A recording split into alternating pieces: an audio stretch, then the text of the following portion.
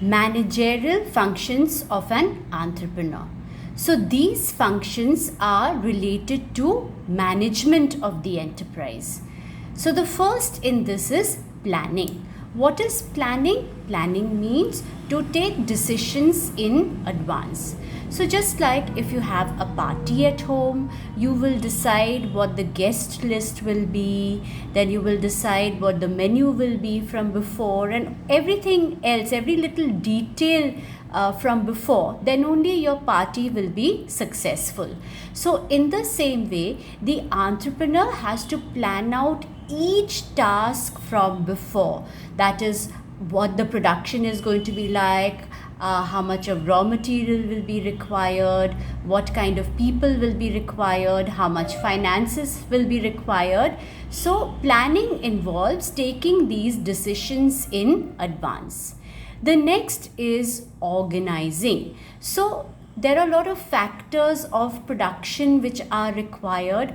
All of them have to be arranged for, they have to be coordinated, then different people are required, so all their work has to be coordinated. So that comes under organizing, or organizing all the work in the enterprise.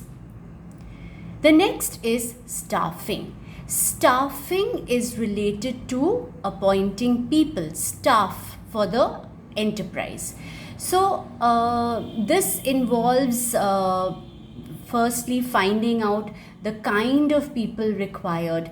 Kind of people required means skilled, semi-skilled, technical staff. Then it consists of planning the manpower requirements, recruiting them, giving them the different jobs that have to be done, and then promoting them, giving them the right salaries. All this comes under staffing.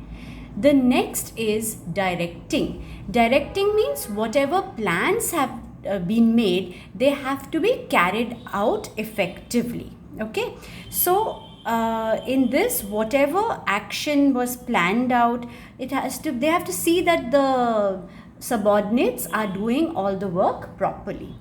The next is leadership. Who is the leader? The entrepreneur is the leader of the organization, and everybody else in the organization looks up to him. So he has to guide the work of all the employees of the organization. The next is communication. What is meant by communication?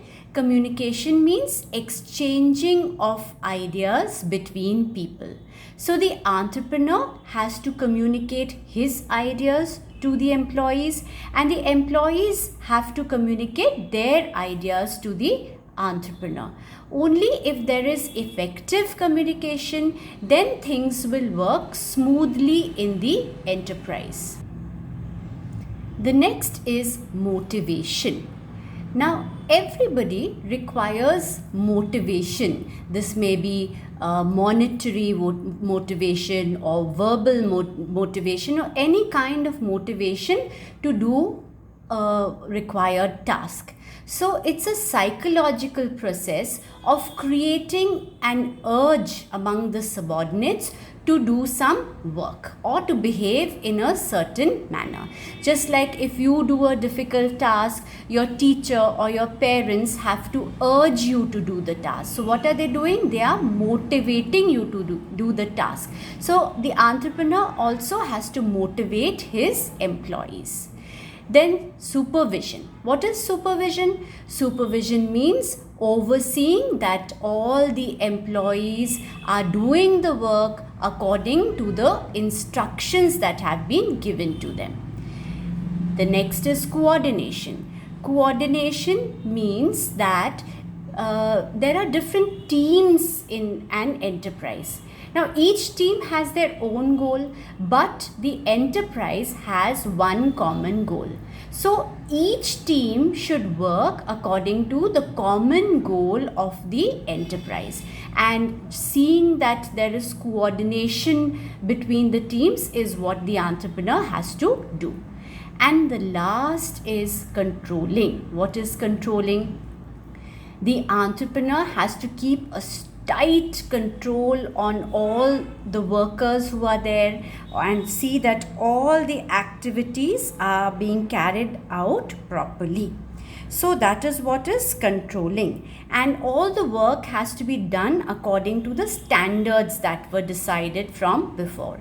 If anywhere anyone or any team is lagging behind, then they have to take corrective action so that again that team works according to the desired standards.